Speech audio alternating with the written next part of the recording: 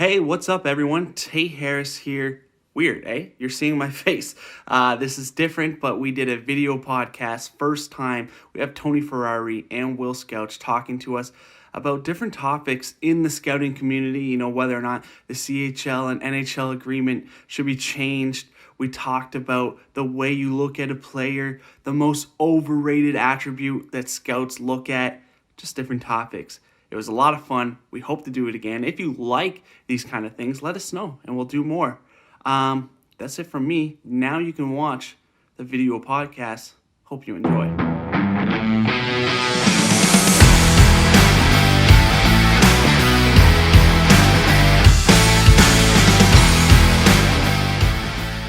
All right, what's up, everyone? It's Tate Harris here for the O Show. Cody is with us as well, but we have two special guests, Scouts.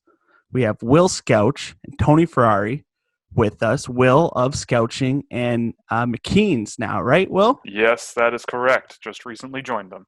So that's new, and congratulations on that. Thank you very much. It's a joy to be there. And Tony with FC Hockey for OHL stuff, but his scouting stuff is on Dobber Prospects, right? Yes, sir. Most of my stuff's on Dobber Prospects. I have a few things coming out on FC Hockey later on, though. Cool. So, first rule is try to reference OHL players when speaking on the topics, because we are an OHL podcast. So if you drop that 6th-round guy from the Swedish Elite League, most people listening to us will probably not know who, or they might. So maybe test them on it. I just want to get into the way you guys scout first. Like, Will, obviously you do the video scouting, so kind of talk about your process first and what you do when you're scouting a specific player. Sure. So what I usually do is start with the data first. So I usually spend the first, I'd say, 10, 20 games of the year just sort of sitting back and just taking sort of a lay of the land, watching games here and there and seeing what's up. And then pulling data from the first 10 or 20 games gives you kind of a rough idea of who might be interesting to take a look at, whether they're really high-level players that are meeting their expectations or really high-level players that might not as of yet. And going from there, just sort of picking individual players and then checking them out from there. As the year goes on, you just sort of see more and more data come in. You see more and more outliers for one reason or another. Like after I was on your show for the first time this year, you mentioned Jean-Luc Foudy, and he was a guy who I had ranked a little bit lower than most people had him. And that was mostly based on the data. But it kind of, pushed me to go and see him more and go check him out more. And so he's a guy who, now that I've tracked a few games of his, watched a lot of him play, my opinion on him has changed. And he's a guy who had high expectations, and when I looked at the data, it all didn't really add up to what the expectation was. But then he's a case where now that I've seen him play, there's data that I've tracked. I think there's other factors that are going in there that sort of color that data and might artificially deflate him a bit. But it's that kind of exercise where you try to find, outliers in the data, or players who are meeting expectations or not meeting those expectations, or in some cases exceeding them, and then figuring out why, so that you can really get a gauge on what it is exactly that's happening on the ice.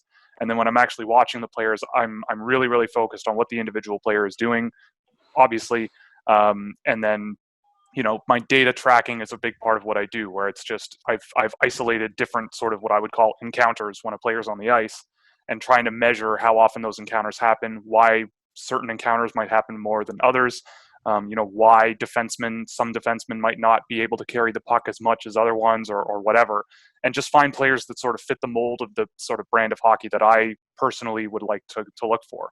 So that's kind of my general gist. But it starts kind of with results and data, and then just kind of works backwards, whether it's a positive or a negative, and just sort of try to work through in sort of the middle area between sort of raw data and just viewing players. And Tony, I've seen at the rinks with a notepad often, and you get to go to Michigan and different places. So tell me about your process. Well, my big thing is at the start, kind of halfway through the previous year, I always kind of start to compile a big list of a watch list of prospects for the following season. So around January, February, I start to compile the list for this year's. And that's where I got most of my 2021 players organized into a spreadsheet. And I basically, outside of players that everyone kind of knows for next year, like the Brant Clarks and the guys like that, and the Carson Lambos, I try to go through elite prospects. I mean, it's a simple process. You go through elite prospects. You look through the leagues and who are the top scoring 16-year-olds? Who are the guys that are exceeding expectations for their age group? And you almost mark them off and keep a tab on them and kind of keep their stats going for the year, so that when I get to the summer, or in this case the COVID-19 break, I can kind of go back and look through all those numbers, kind of like just like Will was saying, and go, all right, well, why is Cole Sillinger scoring so many goals, and why is his goals rate so much higher than other 16-year-olds? And then I go back and I watch the same kind of thing with Will. Luckily enough, I do get a lot of in-person viewings between here and Michigan. I've driven up to London and even gone out to Flint and Saginaw and stuff. And it's nice to get the in-person viewings, but I think there's a lot of people that undervalue the video scouting. And then to go on it, Will, you mentioned that players that fit your mold. So I want to kind of know what both of you guys look at in players. What's your go-to thing you're looking at for players when scouting them? I look for possession more than anything. I think that my philosophy is offense. Find players that can make offense, that can create offense, but can make offense easier. So to me, that means having the puck a lot more. Like, my opinion, when guys are saying such and such a defenseman is great defensively, my opinion on the flip side is, I like defensemen who can pinch up aggressively, play in a system that's responsible, that can cover for them, so that you can pin other teams in the offensive zone as long as possible, or be aggressive as you can in the neutral zone, so that you can avoid having to have those guys who are, solid defensively. Like, to me, saying a player is solid defensively often, and that's like a hallmark of their game, is, it's like, this player is really good when things aren't going so well. And it's like, well, I would personally try to find players who minimize the opportunity of things to not go so well. So I'm looking for players who, if they're, say, a playmaker, I'm looking for guys who are just making plays, not just in the offensive zone. So I like unselfish wingers, for example, who, exiting the defensive zone, if they don't see an option, pass the puck back to a defenseman, go around the horn, around the back of around the defensive zone with the puck. Defensemen who can really skate are something that I'm really looking for. I will put skating above something more that's more refined, like defensive, getting your sticks in the way, playing physically, all those things. Like, I think that those you can sort of coach, whereas the natural sort of mobility and puck movement and completing all of those passes, even if they're simple D-to-D passes, it's all valuable because you're maintaining possession. So it's all of these things that I'm kind of looking for. And then, I also, with centers, like, points obviously matter. I think it's a good indicator of results. But there's two ends of the ice to play in, especially for centers. And so I'm looking for, guys, again, it comes down to mobility. Like, if centers are covering the most amount of ice out of any player on the ice generally, then those are the guys who I think you need to be really, really mobile around the ice. So some guys who may stick around at center for a little bit, but play maybe more on the wing, that might not be the most mobile players. I think those are the ones that maybe are more projectable scoring wingers who you can sort of pinch up higher a bit more. But the really mobile guys down the middle are the ones that I value a lot.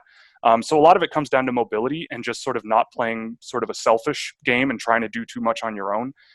Because I think that the more of those types of players that you have, the more effective your unit is going to be. And if you can roll four lines that can do that, I think that certainly helps negate the amount of time you spend in your own zone generally. And then on the opposite end, you're seeing a lot of in-person ice time. Anthony, what do you look for when you're seeing these players? Well, the biggest thing I look for whenever I'm scouting any player at any level is do they know what to do on the ice? Do they know where to be? Do they know where to move the puck? Do they know where to be in position to get the puck moved to them? Kind of bouncing or jumping off what Will was saying, the mobility is a big part. If a player can skate himself out of trouble, I'm much more willing to forgive a small defensive mistake because I know he can make up for it. Whereas if a player is good defensively, but it's a lot of big physical slow movements, I'm not going to look at that player as willing to forgive them because they're not going to be able to skate themselves out of it, or they're not going to be able to pass themselves out of that situation. So I look for overall confidence with the puck, the ability to know where to move the puck and where to be, and just the smarts. And like Will said, mobility is a big issue. And it's not all about skating. And this is something I actually stole from Will a little bit at the start of the year.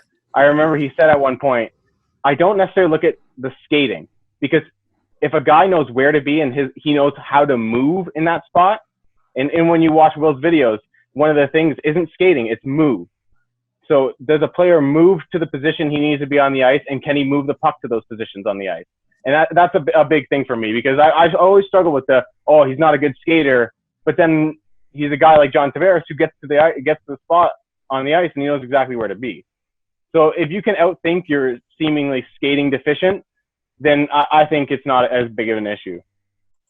It's kind of funny you guys say that. So the NHL Scouts poll done by Corey on The Athletic, size was rated the most overrated attribute at 41%, but skating came after that at about 18%. Do you guys think skating is quickly going to become the number one spot for most overrated looked at attribute?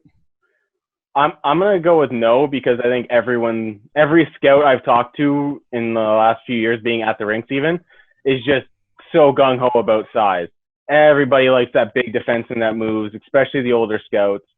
They like the Caden Goolies and the guys like Kevin Ball from the Ottawa 67s, who are just big guys who have some puck skills, but nothing that's going to blow your doors off. But they love that guy that can stand up at the line and kind of almost intimidate. They think it gives them an intimidation factor. But I'll always say size is going to be the overrated thing.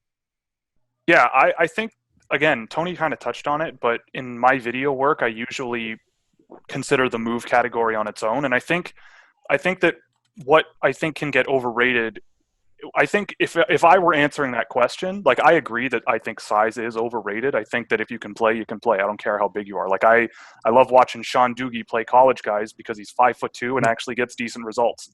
I don't know if he has an NHL career ahead of him, but he's a guy who clearly bucks the trend in terms of those size players. But on the other end, like with skating, I think that what people might be looking at is who's the guy that's moving their feet the most in open ice and moving the fastest up the ice. Like, I can see how you would be able to say, well, that might be a little bit overrated in terms of I'm putting this guy really, really high because of, how fast he is in a straight line or how agile he is, even if there isn't that top gear speed. I value it certainly quite a bit.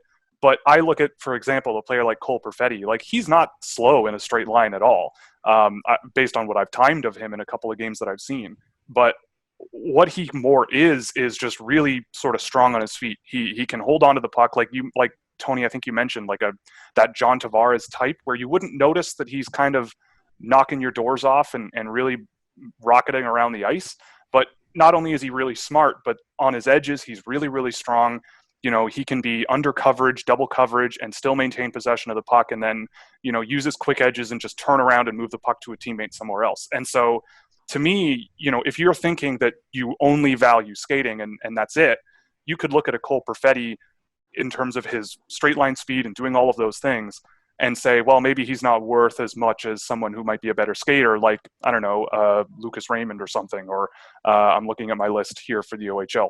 I mean, I think Cole Perfetti's kind of in a league of his own in that range, but I think that you can get ahead of yourself by saying, well, that is the one thing that will hold him back, because I think that the other things in what I would call the move category, which is like puck possession, resiliency, all of those things factor in to the same sort of part of the game.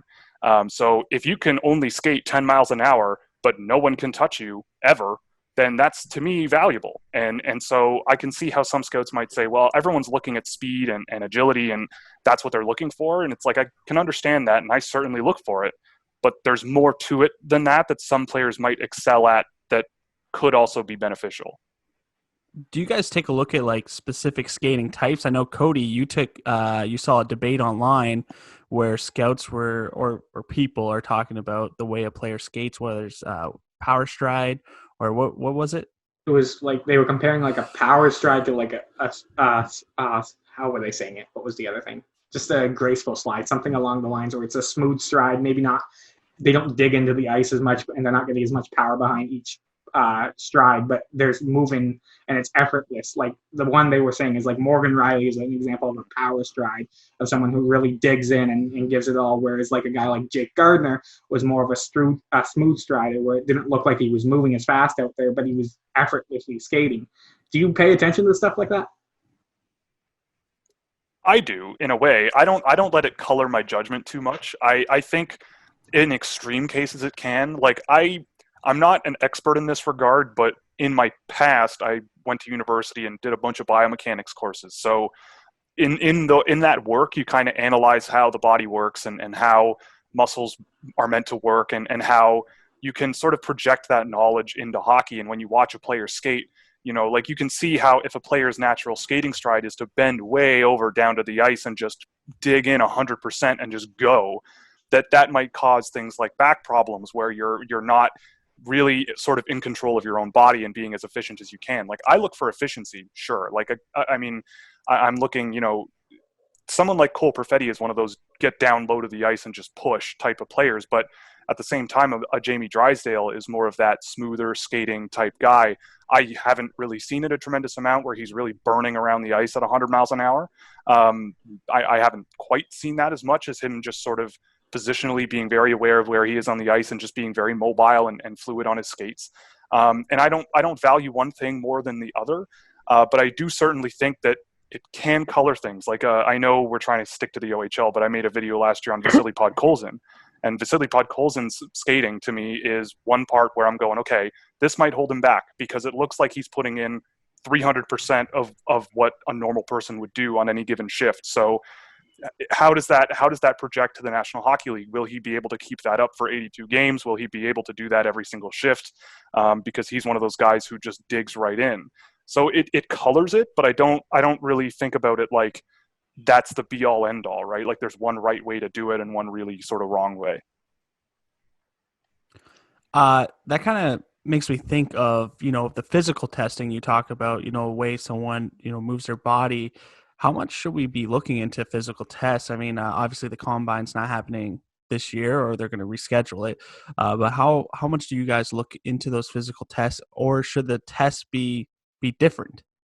Well, that's what I was going to say, is that with the physical testing, the only way I'm really like taking a whole lot into consideration is if they do some of it on the ice at least.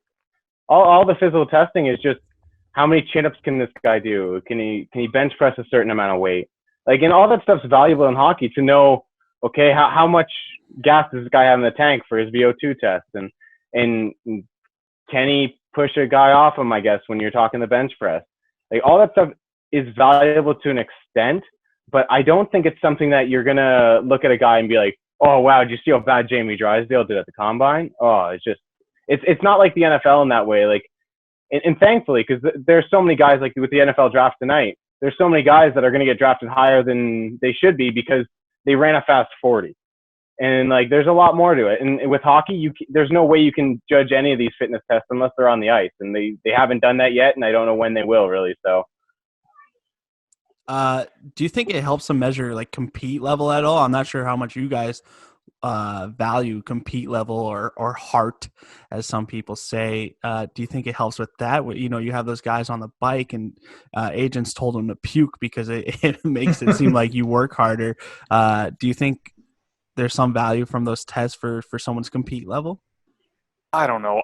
In my opinion, I've never sat down with a player in an interview situation to potentially be drafting them. I think that's kind of where you can tell, you have to, I think, build a sort of psychological profile on players rather than say this combine test indicates, compete level. I think that you can tell on the ice a lot of the time, if you have a big enough sample, kind of what that means. I think that it's a very nebulous term that doesn't really point you in a specific direction. I think it's just sort of a term that people, like to use that either boost a player that they like or devalue a player they don't like. And I can kind of get what they're getting at, but in my opinion, like if I'm at the combine, I've said this a few times where I'm way more excited to meet the guys and to talk to them and get their philosophy on the game and see if what they feel that they are on the ice matches up to what we're seeing, if they're aware of their weaknesses. I've seen a few really good interviews over the last little while with some of these draft eligible guys who some of them I've seen a lot of, and they're very aware of their weaknesses and they're very aware of what they need to do to get better. And I think that when you are aware of that, and it means these guys kind of know their limitations and know they mean business, and you can kind of work with that moving forward. And in terms of compete level, like it's somewhat important in the sense of like what they're kind of getting at. But I'm looking for guys who are, potential real professionals, and that goes just beyond being a competitive player on the ice. I think it's really hard to get into the OHL as a non-competitive person as well. I just think that the filter is so great that a long-term OHL player often doesn't get there by, not having some level of determination or compete. It's just, can you learn how to bring that to the level that you need at the NHL? Because everything sort of funnels upwards, right? And not everyone makes it. And the filter only takes the best ones, and coaches are going to be able to want to rely on you. And so that's something that you kind of need to measure, but I don't know how you do that with the combine testing personally. One thing I always wonder is, you see a lot of players go higher in the draft when they're on good teams, like they're a top player on an elite team. Like the one I think of is like Barrett Hayden or Bo Horvat, those types of players who were good two-way players who were on elite teams. Do you look into that? Or because you notice a lot of like steals and drafts tend to be from players on bad teams that just had no support with them, but you always see the high guys tend to be on good teams. Do you pay much attention to the team success? Well, I definitely pay attention to team success, and I know Will has a lot of numbers to back up like the relative to team stats and whatnot. But I think if you're not looking at who a player is playing with in the context of the situation that the player's playing in, whether or not they're playing on the Ottawa 67s or the North Bay Battalion, or who, like, you kind of have to look at that situation, because if Jack Quinn's playing with Marco Rossi, he might have 60 goals right now. But if Jack Quinn's playing with a guy on the fourth line, barely getting any minutes, but he's still putting up insane numbers on a rate basis, you have to take that into consideration. I think that's where a guy like Nick Robertson last year fell, was because he wasn't playing in the prime opportunities in Peterborough, and he wasn't getting all the deployment that the top players got. So between that and being younger for the draft class, his numbers were a little muted. And then you look a year later and we're all like, how did he fall past 25? How did he fall past 30? So I think you got to look at the situation of players in. Yeah, I would agree. So just for an example, like this is why I track data, right? Like this is why I'm actually crunching data, because it not only cuts through what you're seeing in terms of, if you watch 3 games, you might come with a specific opinion of a player going in and then come out with a different one, or, whatever. But what I'm trying to do is actually on paper see, okay, here's what the player is doing, and here's what is happening when they're on the ice, whether they're involved in the play or not. And so a good example is Jacob Perreault, who I've done, I think, 4 games of his so far this year. And I'm just looking at him now, like he's got a 37% shot percentage right now. So when he's on the ice, Sarnia is getting 37% of the attempts. And these are against good teams. I usually focus on when these players play good teams. So that's one thing. And that doesn't sound great on the surface. But when you remove low danger shot attempts, that number improves quite a bit by about just over 10%. But the other thing that you notice with Perreault for specifics is a quarter of his pass attempts in any area of the ice. I mean, it implies it's in the offensive zone, but a quarter of all of his pass attempts are headed towards the slot. And he's got 2/3 of his transitions going up the ice are done with control of the puck. So that leads me to believe that when he is involved in the play, he's moving the puck up the ice, and he's moving the puck in front of the net as best he can. And he's doing the thing pretty good. And it's just that there's something around him that isn't really working. Defensively, he certainly has issues. He's not perfect. But in terms of other areas of the game where it comes back to what we were talking before about pushing play positively and just doing those things that lead to offense, that can really change your outlook on the player if certain results like shot attempt ratios or, the goals against that are going in, you can kind of isolate the player and say, okay, well, are they how much of a factor are they in the negative results, and how much of a positive factor are they when things do go well? So that's kind of why I do a lot of data work on my end, because it does kind of allow you to look at a player on a poor team and say, okay, this player is actually doing these things really, really well. And it's just, like Jacob Perreault is completing, I'm looking now, 59% of his passes, which is awful. But there aren't a lot of guys on the ice that are really giving him much of a hand that are on his level. I mean, sometimes he's playing with Jamison Reeves. That's different. That he's a king. But that's one player. Just can't and stay in the lineup. Exactly. That's one guy, and he's playing with 3 others on the ice when I'm tracking him. So if it's not working as a unit and there's one guy driving the bus but still getting filled in, there's a few guys I've tracked that are like that this year. And Jan Mashak in the Czech Republic was a lot like that. And now he's come over to Hamilton and he's done pretty well. So you use data, at least in my view, you can use the data to sort of cut through that and isolate players who are not only really good on a poor team, but really sort of maybe not driving the bus as much on a really good team. Do you take a look at the program as a whole? I know I talked to Will about this when we did our Instagram live, but like you take a look at Brandon Coe in North Bay, and then you take a look at someone like Connor McMichael last year in London. Like when you take a look at a guy, are you thinking, all right, next year they're going back to London. They're going to have like a better facility. They're going to have great ice, different coaching. Is that something you're considered, Tony? For sure. Like anytime you look at a guy from London, I was burned on McMichael last year because of this. I looked at him and I've seen some somewhat muted production from what I was expecting from him. And in my rankings, I've admitted this all year. I even wrote something early in the year saying sorry to Connor McMichael about ranking him in like the 40s or 50s because I just didn't see what was there. But then he goes back to London this year and destroys world. And that was a lesson for me. Like I had to kind of look at the program he's in. Like, and that was another thing where you have to take the context into a factor. He was playing primarily on the third line last year. He wasn't getting the power play time. He wasn't getting the minutes that other guys were getting in the draft class.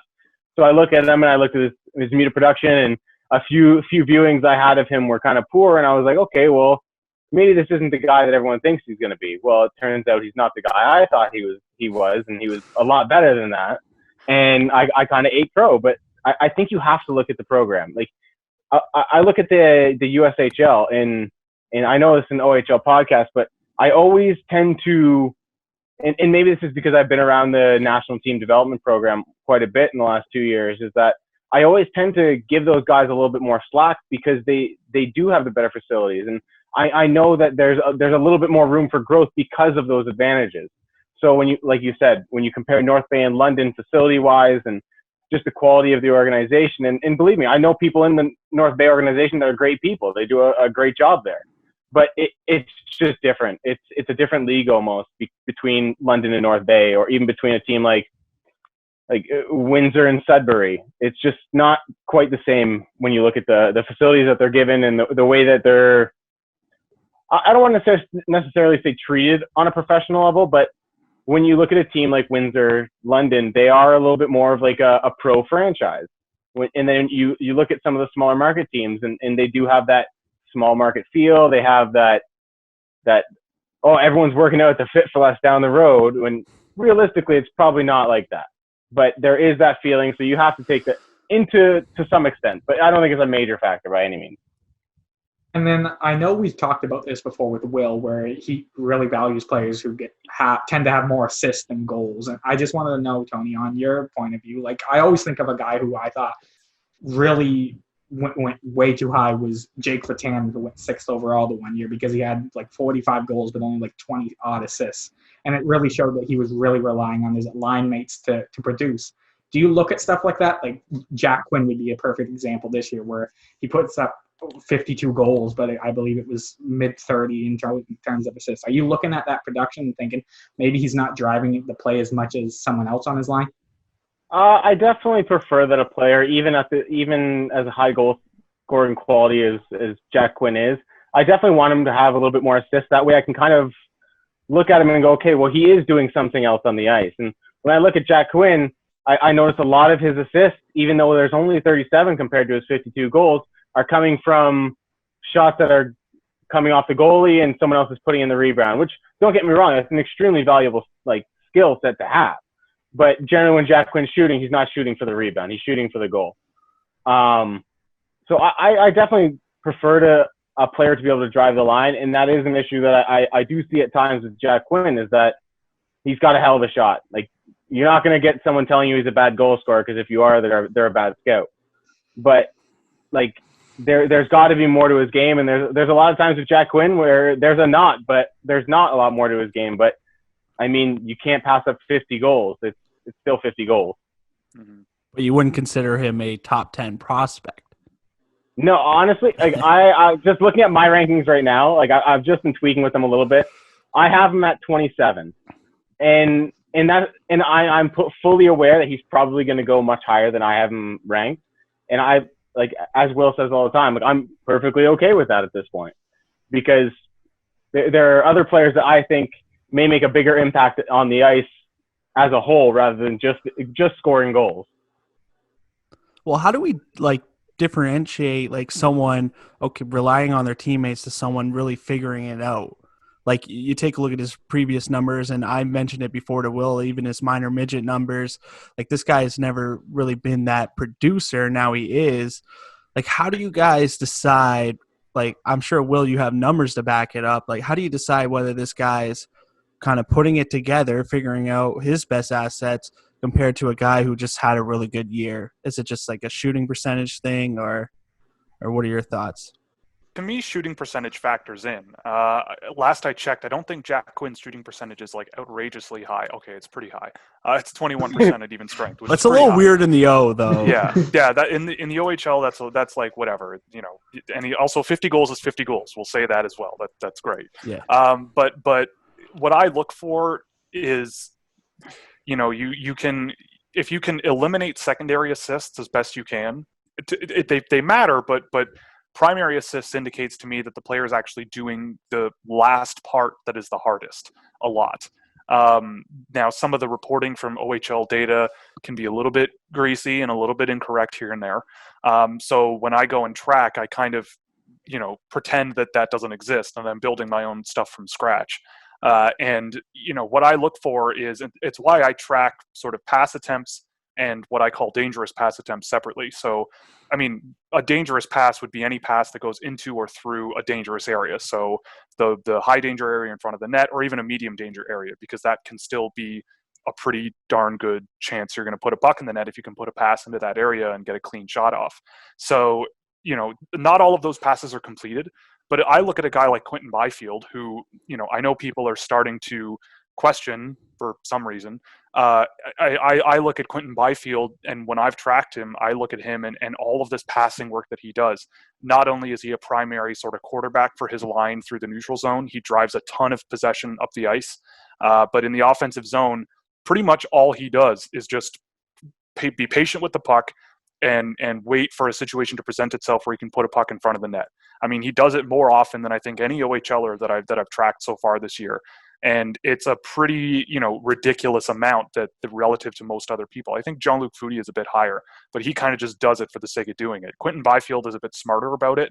And I think that is also something that I'm really looking for, is when I'm using the data that I do tracking passing, you know, how much are the players, you know, trying these dangerous things in front of the net. I've seen a guy like Jack Quinn do it from time to time. Almost every player I track does it a couple of times over the course of a couple of games.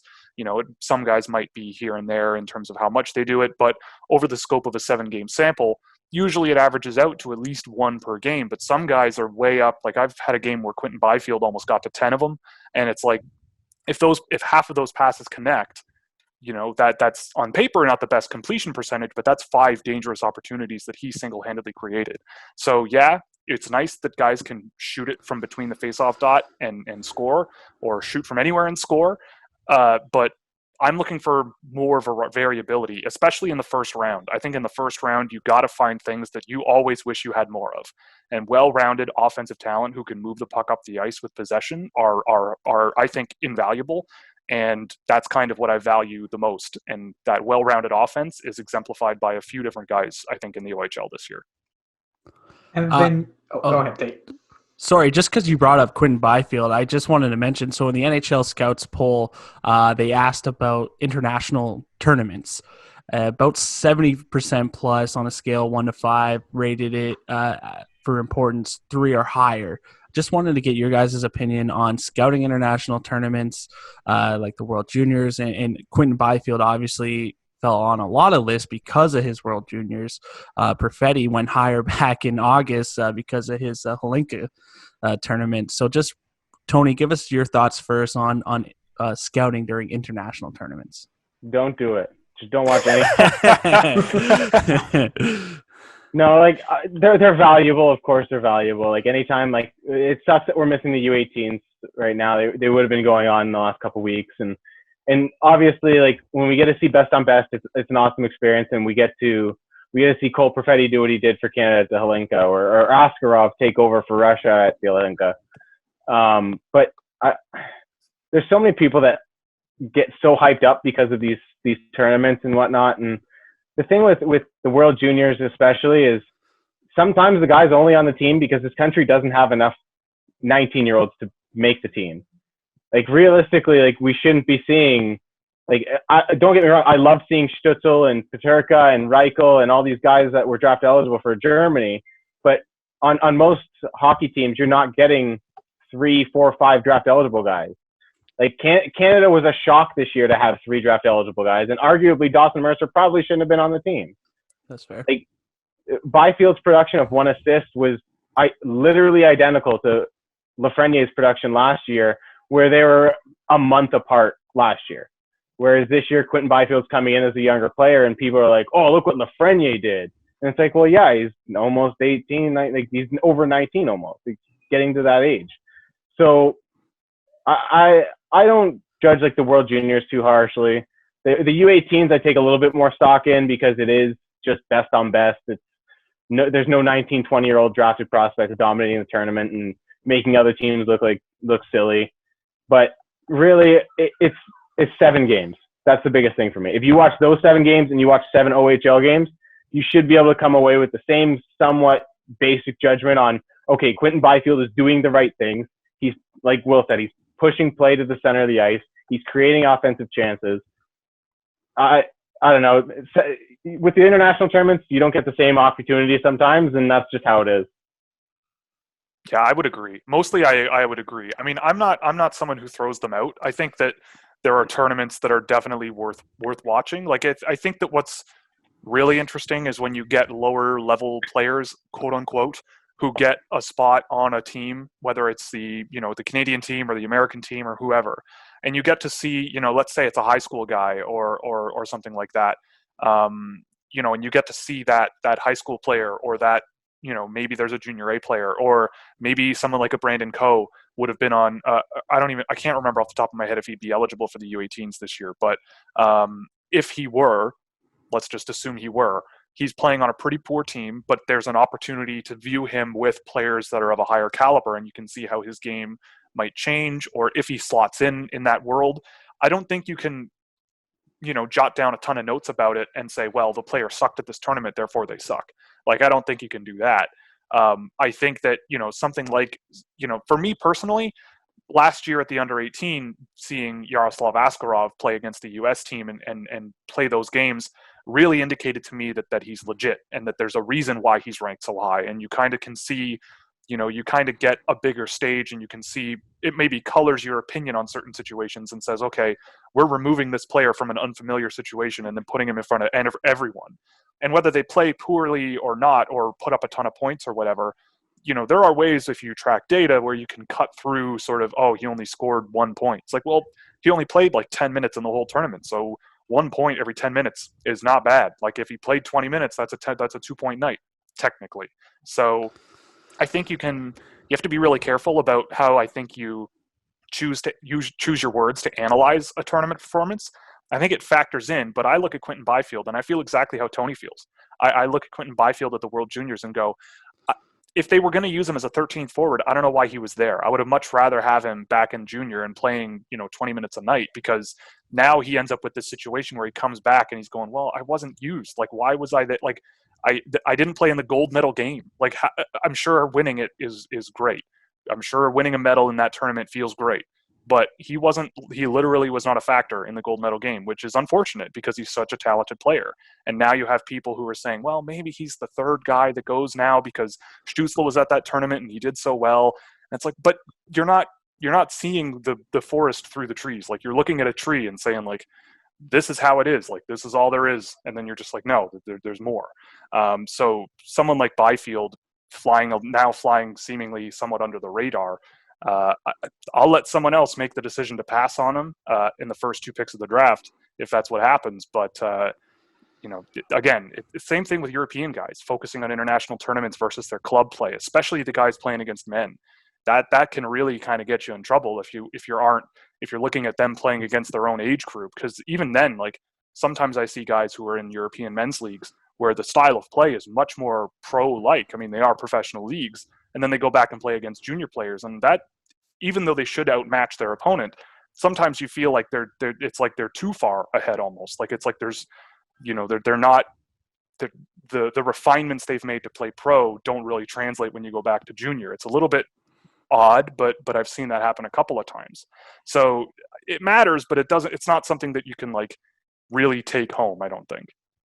And then, Tony, you mentioned it with the Byfield-Lafreniere gap in terms of the age difference. How much stock do you put into like guys with late birthdays compared to guys who just missed the draft or in the earlier months? Well, you have to put some stock in it because there are situations where, like this year, it's a perfect example. We have a guy like Alexis Lafreniere who has an extremely late birthday for the year. Early birthday for the draft class. Yeah. So stupid. But so we have Lafreniere going for a late birthday for the year, and Byfield being born right before the draft class is cut off, and it's so you have 2 guys who are at the top of the draft class who are virtually 11 months apart. So at 18, you have to take that into account, because at 18, 1 year makes a massive difference. Look how big the difference between Jack Quinn's year last year was and Jack Quinn's year this year. That's essentially Byfield versus Lafreniere in terms of age difference.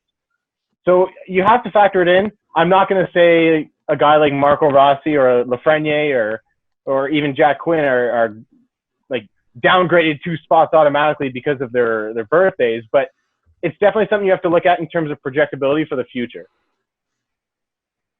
Now, because of the ages, like, so the contract for the CHL and NHL is coming up.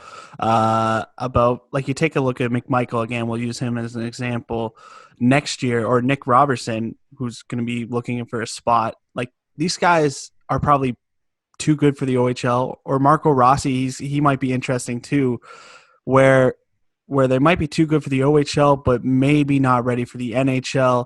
But they have to go back because of the agreement. Do you guys think this should be changed in the agreement? Should there be exceptions? Just your thoughts, Will. You can you go first because you're making that face. Yes, like it's to me, yes. I mean, I think it's unfortunate that someone like Quentin Byfield, I think, is in a spot where I don't want to. When I talk about Quentin Byfield, like, and all the data that I have on him, I don't want to sound like there's no downside to him. He's really young. I think there's still a bit of rawness to his game, but the talent that he has is at times spectacular. And so if I look at him this year, like, he was on pace for, I'm looking now, a 124-point season over the course of a full OHL year. And under normal circumstances, a player like that would probably translate directly to the NHL, no problem. But if you get into a situation where you give him a cup of coffee, you give him 3 or 4 games in the NHL, and he's not quite there because there are some issues with him and his own end that might not translate immediately to the National Hockey League, I think he could be an NHLer next year with a summer of development and training, especially with this extra time off. He can, work on some things, hopefully. But I think that you end up in a weird situation, though, if you're not really convinced, because if you send him back to Sudbury, not only is Sudbury sort of losing some of their higher end, I would say, for other than Byfield, they're losing some higher end talent this year after this season that he's been playing with a little bit. And I'm not really sure exactly what the situation might be next year in the OHL. Like, what is he going to be doing that really pushes the needle further for him? So in my opinion, I think the CHL needs some sort of compensatory situation where a team can say, no, we're taking the guy. And I know you're upset about the monetary losses that might come from not having Quentin Byfield with the Wolves. But if he's not working out at all, then we can send him back if it's really, really awful. But we also want to pay you enough to have an exemption to send him to the American League. And, it can be a stipulation in the contract to just say, if we don't want to send him to the OHL, we can send him to the AHL. I don't think you can do that with more than a couple of players that you've drafted, and you probably wouldn't anyway. But if there is that situation, like say maybe even a Jamie Drysdale, I think he could use another year in the OHL. But if he has a big summer, if he takes another step in a few different areas of the game, I think that there's the potential that maybe he'd be a guy that goes straight to, say, the AHL. And that might be a better developmental system for him, or at least to try him there and see what happens. So I think that there should be some exceptions to it, but I think the only way that the OHL would agree to that is they need to identify how much money a player like Quinton Byfield is worth to their franchise for a season, and then say, okay, if you want to keep him for the whole season, you owe us X. And if you want to keep him for next year, then that also is a different number. But probably by that point, I think someone like Byfield would be NHL ready. Yeah, my thinking has always been, like, I just never understood the CHL-NHL agreement, because it's great for the CHL. The NHL doesn't have to rush and get their players in there. But the player is the one that gets boned in all of this at the end of the day. Like a guy like Quinton Byfield, like Will said, how much more is there for him to prove? If a guy like Connor McMichael goes back to the OHL, like what is he doing? Like, he's not doing anything to benefit himself next year when him, Rossi, and Byfield are competing to score 150 points next season. Like, as fun as that's going to be for us in the rink and watching the games, it's not going to do anything for their development.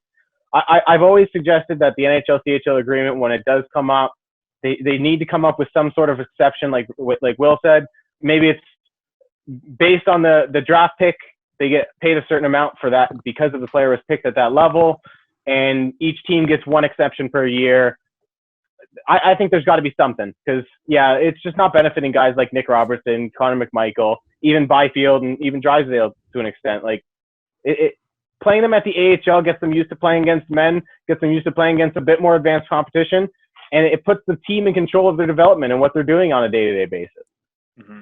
Even the East Coast League. Like, I don't think there's anything wrong with that. I think that... Well, I know SDA played a few games in the ECHL. Yeah. I mean, things change once the OHL season ends, but I think that it would be an interesting idea to say, take an 18-year-old and say, look, like, to Tony's point, I think it can do negative things for a player's development to go back, because then you get them into bad habits where it's like, I think mentally a lot of prospects can get into a situation where they expect certain things when they play a lot in junior, and then they go to the pro leagues and they can't get away with the exact same things that was getting them those 120, 130 point seasons for a variety of whatever those reasons might be. So, you don't want the player, like I've said this a bunch of times, but I'm trying to remember of an example that is from the OHL, but I can't imagine being a player that has multiple 100-point OHL seasons and then immediately they expect you to be an NHL, rock solid player for them. And then the first 20 games don't really go your way. And then you end up ping-ponging back and forth from the AHL because they think you're ready, but you're not, and maybe this or whatever. I would much rather them say, okay, every year we're going to challenge you, and we're going to try you out in NHL camp, and you can go and earn a spot, that's fine. But if not, you don't have to go back to the league where you're expected to be an all-star and score a bazillion points. You can go to the East Coast League with all the other guys who are just grinding it out.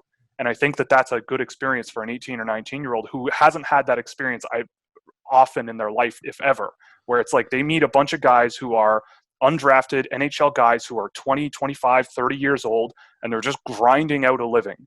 And I think that that's, from a developmental standpoint, something I would want to expose a teenager to, like a young adult, to say, here's how this world works for professional hockey players. Like, sometimes it's not that glamorous, and you need to earn your way to show what you can do and get beyond that.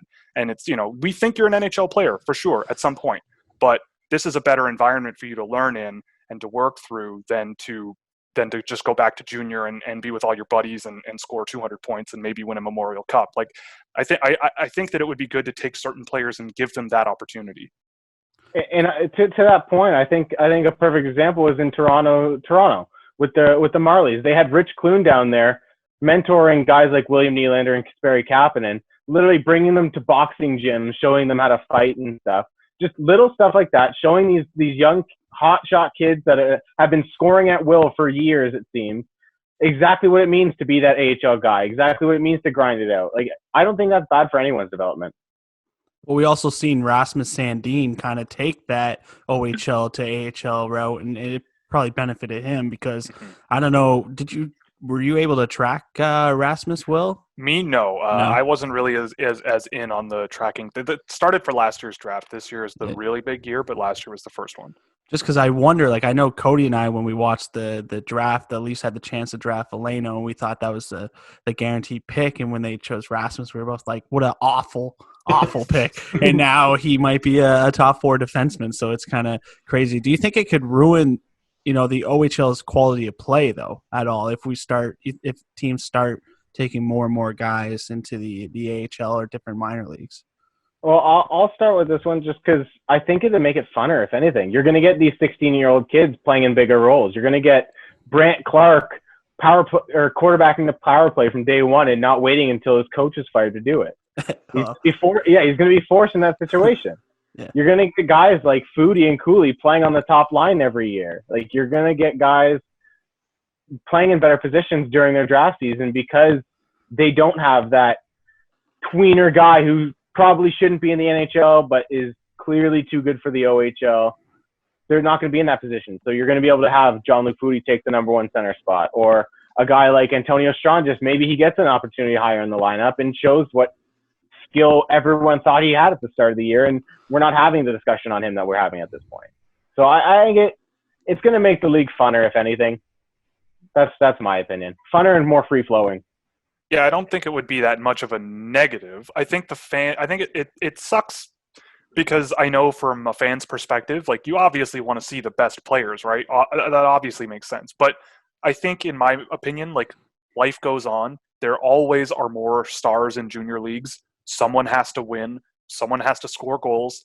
There's always opportunities to say, let's elevate, like Tony said, like, let's elevate this guy and see what he can do. So all of those things, I think, really factor in. I think that it's something that's a little spooky to think about from a perspective of a junior team, but especially if there's financial compensation involved that allows you to go beyond that and mitigate it a little, then I think that there's no problem long term, I think, and I think teams would sort of come to understand the name of the game, right?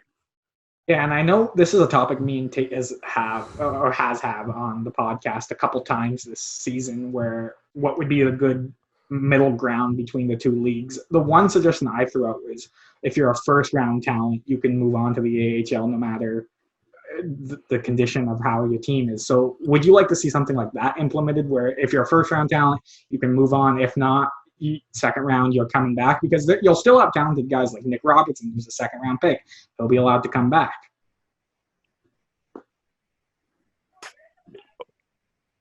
I'll let you go, Will. Sorry. Run that by me one more time. So the middle ground I suggested is first round talent players who get drafted in the first round would be allowed to move on to the AHL, and then if you're second and beyond, then you have to return to the OHL at least for another season. Sure. And then you find that middle ground, because then you'll still have talented guys like Nick Robertson in the league, but you also move those elite guys who maybe aren't ready for the NHL, but can definitely use the development in the AHL. Yeah, I think, like, that probably is a good middle ground, because my first thought is always to go, well, you give the NHL teams, say, 2 slots in their American League, East Coast League system, and you just say, we get at most 2 players from Canadian Hockey League that we can take and put in our minor system, no problem, if they're 18 years old, 19 years old, whatever. But I can see how, if especially like we were talking about earlier with really good programs, like how some teams might have a number of players drafted off their team. Like the Ottawa 67s might not have had Kevin Ball this year. They might not have had even Nikita Okotiuk. They might not have had any number of players that other teams might want in their system instead with the 67s. And that can maybe cause problems for them, because they, that might be a problem for the team, even financially, if the team isn't nearly as good as they possibly could be because the NHL took all their best players right away, then that could be an issue. At the same time, though, like, you could run into the same issue, like with, a Nick Robertson, or for example, like an Akil Thomas is an example where I've always loved Akil Thomas a ton. And I think, he had a great year in the OHL this year. He probably, it wasn't like he was completely out of place there, but playing him in a pro system might have been an interesting new sort of change for him because of how good he was last year. So I think that what you're saying makes some sense. It would fluctuate greatly depending on the number of Canadian Hockey League players drafted in the first round. I'm pretty convinced that over time we're going to start seeing fewer and fewer of them. We've already started to see that. So that might not even give teams a ton of options to do that in any case. But it would be interesting to see what happens. Again, when it comes to that, I think with CHL teams, what they're concerned about is money. And it's about, the bottom line and the money that they lose by not having a player. So ticket sales, jersey sales, merchandise sales, whatever. It all kind of gets affected. And if there's a number that they can come to an agreement on, then maybe there's something that can be done on a case-by-case basis within certain limits. And again, the team would probably have to sign off on it. So in that situation with the 67s, they could just say, no, we need him. Like, we need Kevin Ball. Like, we cannot give him up. So, like, I'm sorry, but unless you put him in the NHL, we're taking him. And maybe that's a situation where that happens. I don't know. But at the end of the day, I think the situation or the agreement needs to be there needs to be some kind of amendment. Last question for you guys. Cody and I kind of got in this debate last night talking about Jean-Luc Foudy, talking about the correlation between points and talent. Cody saying if Jean-Luc Foudy really has all this talent, how come he's not putting up the points? He was third on the team in ice time, seventh on power play ice time, though. Just your guys' opinion, like, does that make sense? Should you be putting up points if you do have all this talent? Well, I definitely think you should be putting up points, but I think in a situation like Foudy is like I said earlier, context is key. You're going to have to look at the context of the players playing in. And like you said, he's third on total ice time, but seventh in power play ice time. And I'm sure you guys know this, watching as many Windsor games as you have, is how many times does Foudy and Cooley get thrown out on the second power play unit with 30 seconds to go with the puck in their own end behind their net. And they have to transition the puck all the way there and try to score within that first 30 seconds, or the power play's over and they don't get that man advantage time. With Foudy, the talent's there. Like I look at Foudy play and you can see the talent. You see him constantly with the speed through the neutral zone. Sometimes his hands don't keep up with his feet, but for the most part, he's an effective transitional player. And I've been saying this all year almost. I think Foudy should have been on the wing. I think it was probably a good idea to at least try him at center. He has the speed to back up defenders and whatnot. But I think if you put Foudy on the wing with his tendency to push the puck to the middle of the ice and get it to a player in that position, I think he can be a lot more effective. And if they played him in that position, I think he would have been a lot more effective this year and put up more points. But in Windsor, they kind of came to a situation where their center depth wasn't great. Do you put Foudy on a line with Johnston and Cooley, and Johnston's young? Do you really want him playing center full time on that line? So they kind of did a necessity putting him in the middle, but I won't be shocked if next year we're looking at Foudy and he's 80 points and we're all kind of laughing. But he's clearly got the talent. He does good things. He does bad things. Like if we watch him play, he does bad things. But he's one of these guys that someone's going to draft him in the second round, and there's going to be a really good chance that we're all going to kind of do the same thing we did with Nick Robertson this year. Like, how did he make it that far when the talent was so obvious? Yeah, I would agree. I think that I'm a data guy. I look at numbers. That's kind of my thing. And Foudy is a guy who, like, Tate put me on him early on in the year and said, like, check out, you had him ranked lower than most people, like why and whatever. And it made me think, like, really about why that is. Like, why is his results, are they so negative relative to what was expected of him? Like, I remember early in the year, he was projected pretty well into the first round. Like, it wasn't like it was now. And it isn't often that you see players legitimately earn the right, I guess, to drop this far in the draft like he has, unless it's some sort of injury concern or whatever. And counting points, I absolutely do value it. It does indicate some level of results. But like Tony said, my opinion of Foudy for specifics is I think he could be a center. It's perfectly possible. I think there's some really a lot of stuff that I think that he needs to work on to get there. But even if he ends up being a good offensive center, or offensive winger, that's not the end of the world. And I think that when I've seen him play, he's often stapled to Will Cooley, who is a guy that the more I see, the less I just think that there's a lot there. Like in terms of like real projectable high-end offensive talent, which I think is what you need to be playing with Foodie. I don't see much there. And then a couple of games that I've seen, he was playing with Curtis Douglas, who is like a two-time, he's a 2 years since he was drafted now, and he's like just under a point per game in the OHL, and he's 6'8". He's got decent skill for someone his size, but I certainly wouldn't consider him like a really high-level playmaker or finisher that's come a long way since he was drafted. So when you have a line of Jean-Luc Foodie, whose job is literally put pucks in the offensive zone and then get the puck to the front of the net, which is basically like how to score points 101, and he's doing it over and over and over and over and over again, but there's no one there to really finish it, or maybe there's some refinement in terms of him being too patient to make a play. But every time I've sort of seen him be too patient to make a play and lose his possession of the puck, which happens way too much, it's usually because his line mates aren't really around in a position to finish that play off. He probably should be moving pucks to defensemen just to sort of alleviate the pressure on him or something, but that's something that you can work with. So I think over time with more talented players that are played with him, if he gets a bigger role with the Windsor Spitfires playing, say, top line or whatever, then I think that things naturally will rise. You could say the same thing in a sense about Jacob Perreault. I think that with the people that he was playing with, judging by how often he's the one getting a goal or a primary assist on goals, it's pretty high. And the point totals certainly rose as the year went on, but there's also other things where you can sort of isolate that there's other context to play that might be even deflating that even more. So it is something to explore from my perspective. Like when a player has expectations and is falling short, find out why. Justin Barron is a player who I think has fallen short of expectations, but when you look at him play, you go, I can see why. Like I can see that this is a player who just either hasn't developed past what he was last year, or if in some cases has regressed. So it's all about case by case. And I think with someone like Foodie, I think there's a lot of promise, but he's one of these guys I think in the draft who could be, looking back on it, one of the best 15 players to come out of the draft, but at the same time could be nobody. And it's going to come down to these little details, and there are some things that are exposed by those low point totals that you can certainly raise as a concern.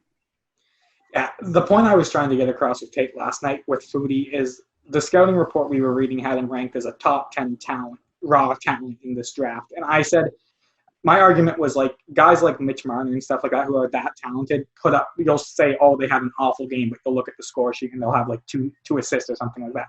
And I never noticed that with Foodie this year. I still think he's well worth a mid-second round pick because I think there is that potential steal. But the argument is if you're a top 10 talent player, wouldn't you see on occasion guys have quote unquote bad games and put up points anyways?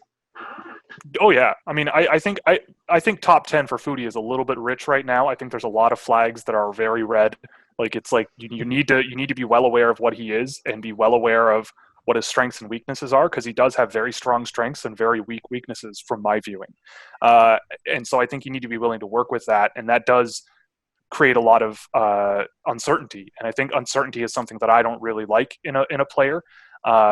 And that's different than an inconsistency as well. Like I could easily see him be a first round pick with a team who's really just willing to take the risk and saying, we think this guy could be one of the best guys to come out of the draft, which I think if he breaks. Am I back? Yes. Yep. My phone popped out. But if you think he can be that, then sure, I could see a team take him in the first round. But, again, like I said, maybe in that 10 to 20 range, that might be something where when we look back, I could possibly see it. But yeah, I see your concern with something like that in the top 10, because there are legitimate, real red flags that I think are in that specific case. Is there concern with his decision making to shoot at all? Like, do you guys see that as biggest red flag? I mean, Tate, I remember you and I were sitting together watching a game, like one of the last games before the season ended, and I think it was he and Cooley broke in on a 2-on-1. And the defender went right to Cooley, just took him out of the play. and Foodie still went right to the goal line, passed back to a trailing defender, and the defender that was trailing scored. But it's like, just shoot the puck, man. So many times where I get frustrated with Foodie because I don't think he shoots the puck enough. And I actually think Foodie has a decent shot. I don't think he's a goal scorer by any means. He's not going to – like, Cooley has the better shot of those two, but Foodie locates his shots well. He has a pretty quick release, but he never shoots. So that's an issue with him. And I think he definitely does need to drive up his shot totals, because it will, even if he's just shooting the puck, he's not always scoring goals. It's going to present a dilemma for the goalie of knowing that this guy can shoot the puck when he's coming in on me. But, I mean, some players are just passers, and we're never going to get them to shoot the puck. So maybe Foodie's falling into that category. Yeah. SDAs of the league. Yeah. I mean, I the way I look at it, so something – the next video I'm putting on my YouTube channel kind of is the first one where I explore this. But one thing I've added together is individual high-danger shot attempts. And then what else is it here? I think it's individual high-danger shot attempts and dangerous pass attempts per 60 minutes at 5-on-5. So how often is the player in front of the net in that slot area getting shot attempts, combined with how often is the player moving the puck to the middle of the ice or through the middle of the ice? And Jean-Luc Foodie is way out in front with Daniel Guschin, way out in front in terms of that category. So, but at the same time, the high-danger attempts that he's taking – oh, sorry, that includes also medium danger. I'm misreading it. But that number is pretty significantly lower, just the shot attempts part, than most other OHL guys I'm looking at here. Guys like Cole Perfetti more than double it. But Cole Perfetti, in terms of making those chances and with his passing, it's not nearly on the same level. So I think it's like you have to be aware of what the trade-off is. Yeah, I don't think he's going to be a tremendous goal scorer in the National Hockey League, but there are guys in the National Hockey League who might score, 10 goals and have 40 assists or 50 assists. And if you can get a 50 to 60 point guy in the second round who just doesn't score, that's not the end of the world. I think that's a pretty solid pickup for the second round. And if Foodie can develop into that, and he might have some defensive liabilities in the NHL, I think that's kind of a given. So maybe he's a winger, sure. But at the end of the day, you're still landing that type of production with a pick that might be, 50th overall if things continue the way they're going, maybe in the 40s. Which to me sounds pretty decent. I think there's going to be, if I had a crystal ball and I knew that Jean-Luc Foodie would be one of these 10-goal, 40-assist guys, there's going to be a lot of players, I think, that don't really turn out drafted way ahead of him. Just want to add, the funny thing about that, I clipped that thing that happened with Foodie and the defenseman. They go, so the advanced stats guy for the Windsor Spitfires messaged me after and told me technically – there's a better percentage, shooting percent. I don't know. He told me some stat that it was the right play because of the percentage of the shot. The pass was the better play. So maybe we're just wrong, Tony. Yeah, it's anything. Well, it's anything to me. Like I think from their perspective, it's anything that causes the goalie to move. Yeah. Right? Like anything that moves the puck somewhere the goalie isn't set up to save a puck. Like that's kind of the argument. I remember in Columbus they had, I forget who it was, but there was a talk where someone was talking about the conditions, like how to improve expected goal models, and it's like creating the conditions to create more goals. So a lot of that is moving a puck, whether it's and I think there was a note where it's like moving the puck at all anywhere on the ice before a shot attempt increases your chance of scoring significantly. So maybe that's kind of what they were getting at, but I totally understand what you guys were getting at there, because like I've seen stuff like that happen, and you just okay, well, you shake your head, you don't understand it, but I mean, numbers don't lie at the end of the day. So it's like, it's confusing for me as someone who doesn't track these numbers, and you watch something and you get this thought in your mind, and then, someone puts out the advanced numbers, you go, wait a second. But sometimes like when you were talking about Marco Rossi, after you talked about him very highly, I did have different thoughts watching him. So you have the same experience? Like you see the stats of someone and then you start thinking of them differently, or even you, Tony? Oh, there's definitely times when you look at the stats of a player and you go, oh, I've been missing something here, either positively or negatively. And in Foodie is an example of that. Like I think there's a lot of people missing what he does well, because they keep seeing a lot of dead passes, or they see these these great passes that go to the center of the ice, but nothing gets done with them because Curtis Douglas, who's weirdly enough my child's favorite player, is I mean, it helps that he's 6'8" and extremely noticeable. But like, when he's 4 or 5 feet behind the play because Foodie's waited as long as he possibly could, you got to kind of look at, like I said, context is key. You have to look at the situation a player's in, and to an extent, you have to look at the situation a player puts the puck in on a play-by-play basis because, like Cody said, like the counting stats aren't there for Foodie all the time, and there have been plenty of times where we watch him have a good game, and you go, oh, he only had 1 point, and I think that's a lot of. I think Windsor outperformed their expectations the first half of the year. I really, really do. And I think that was on the back of a lot of the veterans and Foodie and Cooley and even like guys like Rafkin or like on the back end. I noticed their roles decrease a little bit over the course of the year, and their record showed like they weren't playing their high skilled guys, and they ended up kind of sinking down to the bottom half of the standings in the conference. And I think that the not playing those guys was a big factor on that. And I mean, you like Will said, you put Foodie with these guys who don't have the high skill level, and you're not going to get the response points wise from him. Like everyone complained when Austin Matthews was playing with Zach Hyman, and that's kind of the situation Foodie's been put in. But Foodie doesn't have Austin Matthews' shot. Foodie can't change the play instantaneously the way Austin Matthews can. Mm-hmm. So to ask him to work with that type of talent isn't kind of on the same level. Yeah, I would agree. I think the numbers side of it, you know, it's kind of, it's always interesting to me to see, like we said off the top, you know, start with the numbers or start with the data and then explore the outliers, right? Like figure out what's going on with certain players, whether it's they're outperforming or underperforming. And I think you find some really, really interesting things all the time in terms of how it happens. Like Tyson Forster shooting the lights out. And every time I've gone and tracked him, I've only done a couple of games, but I've seen him play a few times. I wonder about Tyson Forster playing with Jean-Luc Foodie all the time. I go, if you had a guy with a shot like that and the offensive intelligence just to find the open space, whether it's on the power play or at even strength, who cares? He can put it in the back of the net. Or if Foodie had, say, Jacob Perreault on a line with him, and both of those guys and their ability to push play up the ice with a lot of speed and a lot of skill, I can't help but think that that's a better match for someone like a Jean-Luc Foodie over the course of a full season. So all of these things sort of factor into one another. And it's sort of a situation where you can go a little bit deeper than just the point results and try to find what is it that this player is specifically doing, and then why might the results be extremely positive or why might the results be extremely negative.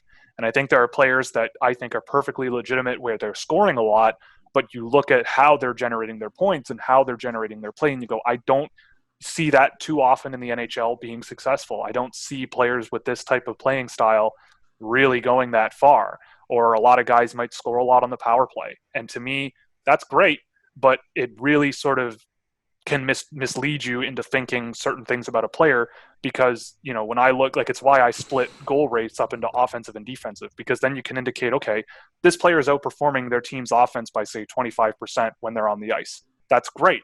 But if they're on the ice and it's a negative 75%, and he's just getting filled in his own end at 5-on-5, then there might be a lot of work to do with that player. Like the results themselves are not great somehow, so it's worth exploring why. You know, Antonio Stranges is a lot like that, where his offensive results aren't that terrible, but the defensive results are not great. And exploring why that might be and seeing what might factor into that, even for a winger where your defensive responsibility isn't necessarily high level, you still factor in and you still got to chip in, and figuring all of that out and putting the puzzle together can certainly help you. Cool. Well, I just want to thank you guys for your time, which you gave us a lot of. It looks like over an hour, so that's fun. Yeah, thanks again, guys, for joining us, and then and Cody and I will wrap it up on the other side. If you both, I don't know if either of you guys have anything coming out. Will, if you want to go first and promote anything coming out soon. Sure. So everything I do is kind of hosted on my website, scouching.ca. YouTube, Twitter, Patreon, everything is Scouching. So if you want to support the show financially, if you want to subscribe on YouTube, I'm trying to put out multiple reports a week. There's one coming, I think, Friday or somewhere on the weekend, and then another one coming a couple days later. So the wheels are turning. But yeah, anything with Scouching in it, and you can probably find me. So go do that. And Tony, how about yourself? Most of my stuff's over at Dobber Prospects. You can find me at the Tony Ferrari on Twitter. Yeah, go support Will's stuff. He's doing good work over there. So I'm trying.